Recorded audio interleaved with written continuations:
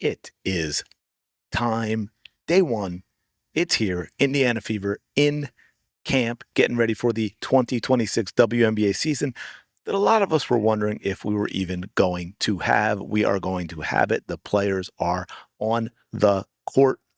Now, I want to talk a little bit about this injury stuff because it's still going constantly being talked about it. Stephanie White was asked about it, but for the first time in, man, when was the last time we listened to Caitlin Clark take questions? Do y'all remember? I don't remember, but we're going to listen to Caitlin talk as well. She's going to be asked about injuries and some other things, and I want to dig into that because it's kind of interesting listening to Stephanie White talk, and we've heard Stephanie, and we've heard Amber, and I think I even listened to Kelly talk about it. I can't remember if I did a video. I might have one that I haven't put up yet. I don't remember.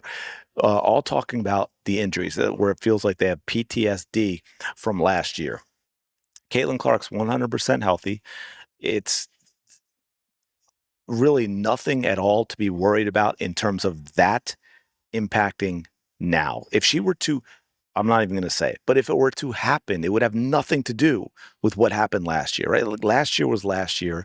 It's not anything that's going to increase risk. Okay, let me put it that way. I promise you this is 100% true. There's no reason to be talking about it in any way, shape, or form.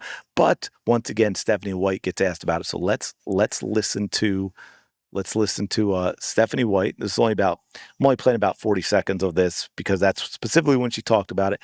And then we're going to listen to what Caitlin Clark says about her injury last year and what that means for this season. Let's go. Caitlin mentioned that she's 100% healthy, no restrictions, but how do you, I guess, help prepare, or maybe do you change anything about this preparation going into the longest season in W history? I think the biggest thing is just making sure that we're mindful of this day one. She doesn't have to be out there every rep. Just being mindful of reps. I think every year that she gets older too, she understands. The cadence is a little bit different. It's not like she has any to go out there and go through everything. I think with her, with Kelsey, with AB, with all of them, just be mindful of getting them in and out. And we need to get other people integrated anyway. So I think it'll give us a good opportunity to do that. Is there an approach change with Kelsey? So there it is again about managing her workload and not having to do everywhere, which, by the way, and I mean, she kind of alluded to it at the end. If you have all these players in camp and you're looking to put your roster together, although I don't think as much as you have in football and so forth, you don't have the WNBA, you pretty much, most teams know their roster going into camp, right? And the other players are just sort of there as fodder to help. But you should, if you're doing it correctly, have a natural, like I said, you're going to have natural rest periods for these players where they are going to be out because of just the way that the drills are going, or they're going to be doing something that's less intense and then more intense, which matters as well. And so we've just put it to rest, man. Let's stop talking about injuries and what that means for what we are doing for the players this year. Stop talking about Caitlin Clark like she's 45 years old with a history of injuries and you got to start managing her minutes. It's not necessary, but let's listen to Caitlin Clark herself weigh in. I got it here somewhere. I will find it. Here we go. Have you had those conversations about when to kind of dial it back throughout camp, especially going to 44 games this year? I mean, we got 16 players here, I'm pretty sure. So, there's going to be a lot of opportunities, especially for the younger people. I know I'm only 24, but, I wanted to be in every single rep. So I think whether I'm in every single rep or I'm, sitting a rep out, like just being on the sidelines, helping them the best I can. It's not been a direct conversation of like, this is what you can do or can't do. I'm 100% cleared. I'm 100% go. Obviously, you saw that at USA. I've been playing pickup as I playing live all the time. Eventually skill workouts get a little bit boring, so you just want to play and play and play. So I think it's just being smart. Like, no need to overdo it at this point.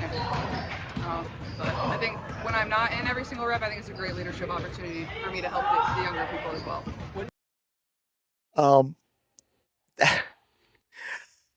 That is very, very different than what we have been hearing from Stephanie White and Amber Cox and Kelly Krauskopf. She wants to be in every single rep. Now, again, as I just alluded to, you're going to have times when there aren't anyway, because yeah, there are a lot of players in camp. That's why another reason why this is a ridiculous conversation. But it's interesting that she said no one's had this conversation with me. It keeps being told to you and I. It keeps being told to the fans. It keeps being told through the media to the public that we're going to manage Caitlin Clark.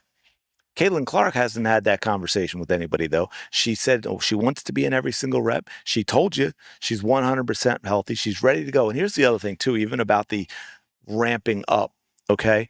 Sophie Cunningham, completely get it, right?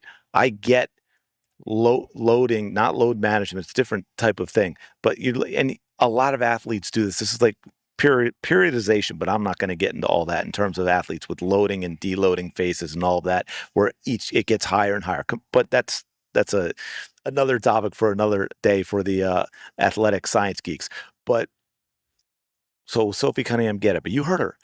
She's been playing a lot of basketball, right? I think she's been fully healthy since November. She's playing a lot of pickup, she says. We just saw her play 5 games for the U.S. Olympic team and win MVP, U.S. national team, not necessarily the Olympic team, and win MVP in the qualifying stage for the World Cup.